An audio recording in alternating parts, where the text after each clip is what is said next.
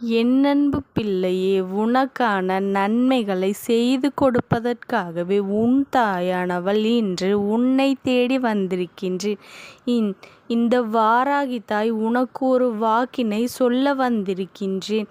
நீ இதை முழுமையாக கேட்டுவிட்டேயானால் உன் வாழ்க்கையில் சில விடியல்களை நீ பெறப்போகின்றாய்.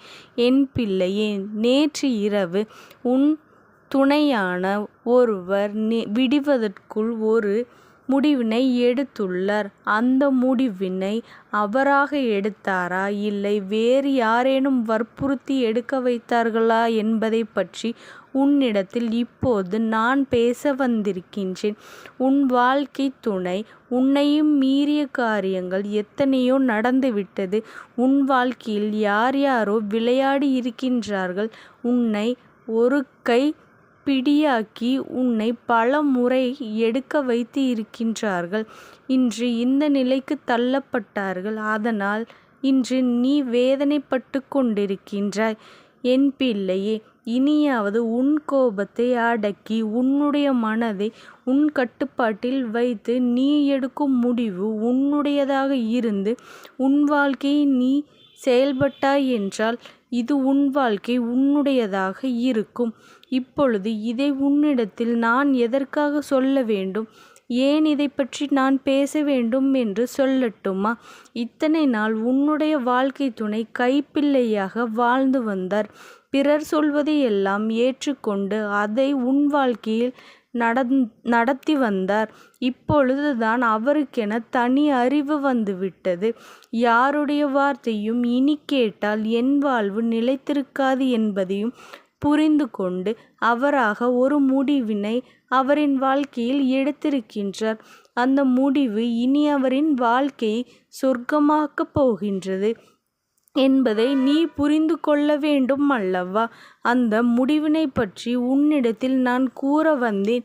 நீயும் இன்பமாக வாழ்ந்த நாட்கள் எத்தனையோ இருக்கின்றது. அதை பிடிக்காமல் பலரும் வயிற்றெரிச்சலோடு இது எத்தனை நாளைக்கு இருக்கும் என்று நான் பார்க்கின்றேன் என்று வார்த்தைகளை உன் செவிகளாய் நீயே கேட்டிருந்தாய். அப்படியிருந்தும் அவர்கள் சொல்லும் வார்த்தைகளை கேட்டு உன் வாழ்க்கையை கெடுத்து கொண்டாயா? நியாயமா என்பதை நீ ஒரு நிமிடம் யோசித்துப்பார். பிறரின் வார்த்தைகள் எப்பொழுதும் கேட்பதை விடுவாயோ அப்பொழுதுதான் உன் வாழ்க்கை பலப்படும் என்று நீ புரிந்து கொள்ள வேண்டும் அல்லவா?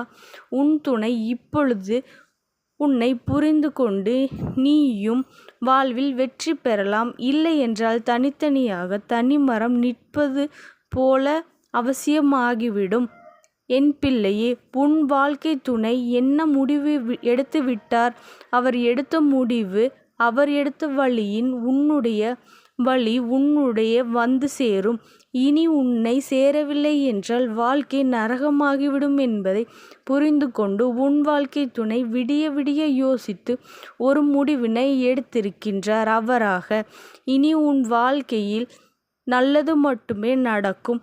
உன் வாழ்க்கை நல்லபடியாக இருக்கும். இந்த தாயானவளினுடைய அன்பும் ஆசீர்வாதமும் உனக்கு என்றைக்கும் முழுமையாக கிடைத்து கொண்டே இருக்கும். ஓம் சக்தி போற்றி. ஓம் ஆதிபராசக்தி போற்றி போற்றி.